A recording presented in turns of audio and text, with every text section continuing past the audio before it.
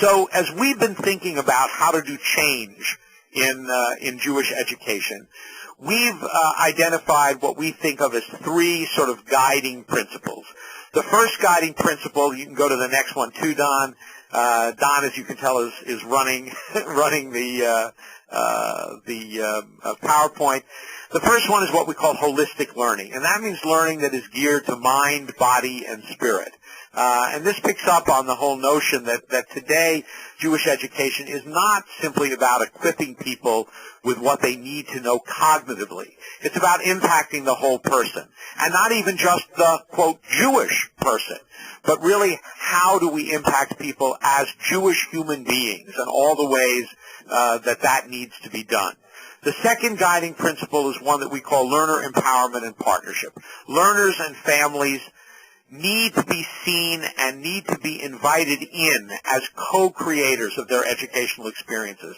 Again, we know that in virtually every aspect of our lives today, we expect that people will, in fact, be involved in shaping the experiences that they have. We're no longer passive consumers. We are co-creators in many instances. And if that isn't possible in the world of Jewish education, it will leave our learners and it will leave the families in a passive role, and one in which it's much, much easier to simply opt out, as Don talked about. And finally, we talk about a new operating culture for Jewish education. And by that, we really want to focus in on this issue that's come to be known as linking silos, or what might be thought of more broadly as a culture in which collaboration, synergies, the embrace of diversity, but at the same time the linking of experiences so that people have the opportunity to have a true learning journey and not just a set of isolated, discrete educational experiences becomes the norm for how we do business. Collaborative and synergistic. The question then becomes, so how do we get there? And how do we tie this back to professional development? So last slide, what do we think constitutes a strategy for change? How can we go about creating the kinds of changes that we need, and what might the role of professional development be in that, which is something that I hope you all will be talking about when I'm finished. Well, there are a couple of things that seem to be operating today as we think about change, some of which are different and somewhat unexpected, again, from the ways in which many of us were taught to think about and to implement change. One notion is the notion of pulling from the edges.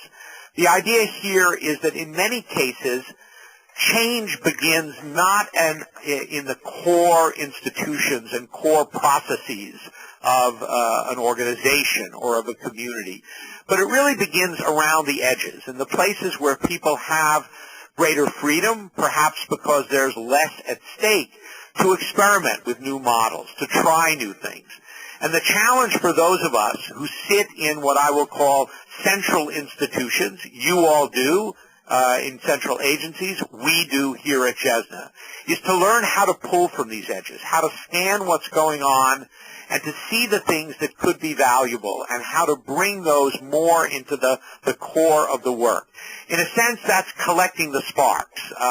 There's a whole school of change today that works with the concept of what's called often positive deviance. Who are the people who are really getting it right?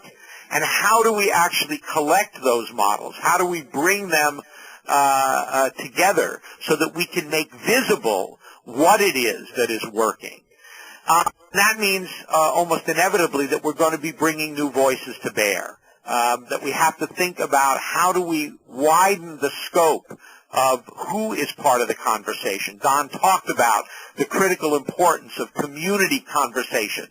It's not just the synagogues that have a role to play when we think about supplementary or complementary education. There may be other resources and other voices that need to be part of the change process. What this leads to then is to the opportunity to really network the change makers. And here's where I think those of you who work in professional development really have a unique opportunity. Often the way in which we've done professional development in our communities is by identifying particular target groups, particular constituencies, and targeting our work towards them. So we have professional development for day school educators. We have professional development for supplementary school teachers. We have professional development for educational directors. We have professional development for youth workers. But there's another dimension to this, I would suggest, without in any way implying that we don't want to do that kind of professional development. And that is, how do we begin to bring the change makers together? How do we begin to create conversations that go across boundaries? And what that can lead to, ultimately, is fostering what some people call creation spaces. Places where people can come together in somewhat unexpected configurations to do the kind of new design work, new thinking, that really will lead Jewish education to to new levels of effectiveness and success. We need to think about how do we create opportunities, I would argue, in our professional development work for people not only to be learning about what has been or what is current best practice, but also to be inventing the best practice of the future. And that's done best, at least the literature argues, by bringing people together in places where they have the opportunities to do some dreaming, to do some designing.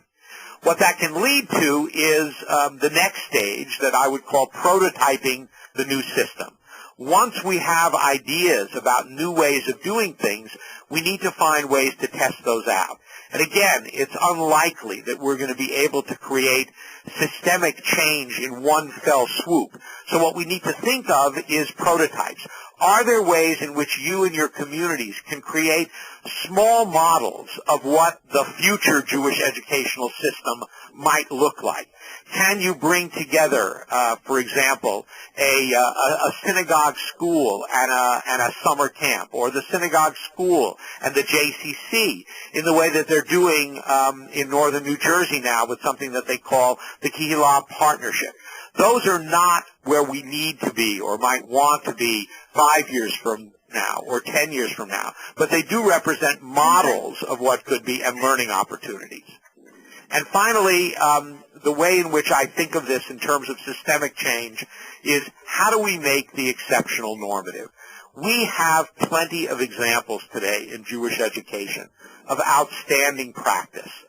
The problem is not that we don't have good practice, that we don't have examples of innovation.